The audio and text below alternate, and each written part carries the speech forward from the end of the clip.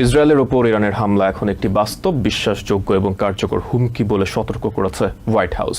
সেই সাথে এটি আঞ্চলিক যুদ্ধ হিসেবে ব্যাপকভাবে ছড়িয়ে পড়তে পারে বলেও আশঙ্কা করছে, যে কারণে ইরানের হুমকির বিষয়টি প্রশাসন নিবিড়ভাবে পর্যবেক্ষণ করছে বলেও জানিয়েছে শীর্ষ কর্মকর্তারা।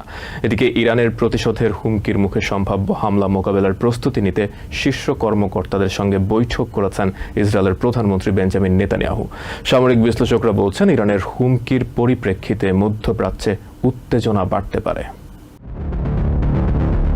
2 সপ্তাহ আগে সিরিয়ার রাজধানী দামাস্কাসে ইরানের কনসুলেটে ইসরায়েলি হামলায় দেশটির কয়েকজন জ্যেষ্ঠ সামরিক কমান্ডার নিহত হওয়ার পর থেকেই ইরানের সম্ভাব্য প্রতিশোধমূলক হামলা নিয়ে উদ্বেগ চলছে। আমেরিকার শীর্ষ কর্মকর্তারা বলছেন, শিগগিরই ইসরায়েলে বড় ধরনের হামলা হতে পারে। ইসরায়েল বলেছে, আত্মরক্ষা ও আক্রমণ উভয় দিক থেকেই প্রস্তুত রয়েছে তারা।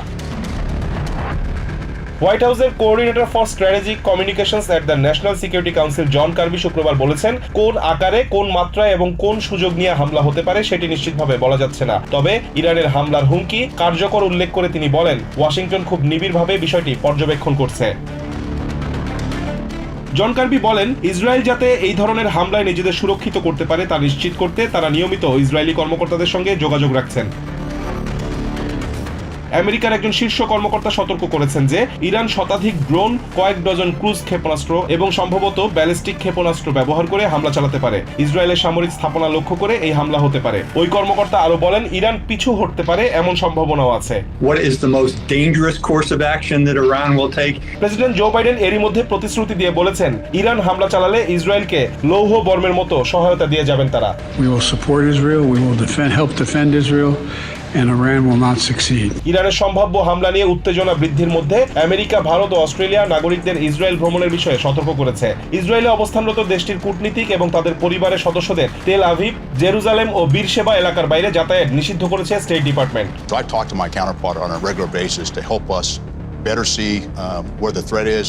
এসব সতর্কতার মধ্যে ইসরায়েলের প্রধানমন্ত্রী বেঞ্জামিন নেতানিয়াহু শুক্রবার তার যুদ্ধকালীন মন্ত্রিসভার সদস্যদের সঙ্গে বৈঠক করেছেন। ইরানের হামলা চালানোর সম্ভাবনায় ইসরায়েলে উদ্বেগ উৎকণ্ঠার জন্ম দিয়েছে, তবে দেশটির সরকার এখনো জনগণের উদ্দেশ্যে নতুন কোনো পরামর্শ দেয়নি। Missions targeting and all of a sudden you might have a full-fledged conflict. অবশ্য ইসরায়েলি বেতারের খবরে বলা হয়েছে, স্থানীয় কর্তৃপক্ষগুলোকে সম্ভাব্য হামলার বিষয়ে প্রস্তুতি নিতে বলা হয়েছে। হামলা হলে জনগণ নিজেদের সুরক্ষিত করতে আশ্রয় নেওয়ার সুযোগ পাবে কিনা তা পর্যালোচনা করতে বলা হয়েছে। I think the government of Iran wants to find an honorable way out of this.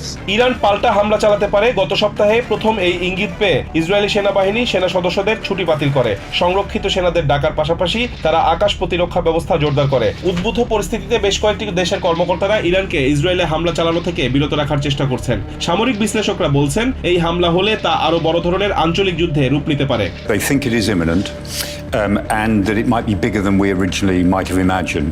এদিকে লেবাননের ইসলামী প্রতিরোধ আন্দোলন হিজবুল্লাহর যোদ্ধারা দখলদার ইসরায়েলের কাফর সুবা মালভূমির 2টি সামরিক ঘাঁটিতে ক্ষেপণাস্ত্র হামলা চালিয়েছে।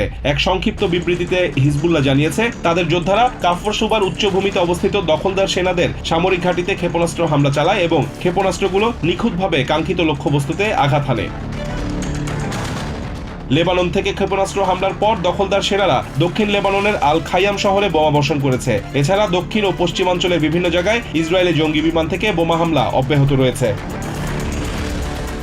রিজওয়ান কাদের, TVN 24 news desk. New York থেকে সম্প্রচারিত TVN 24 টেলিভিশন বিশ্বজুড়ে বাঙালির কণ্ঠস্বর।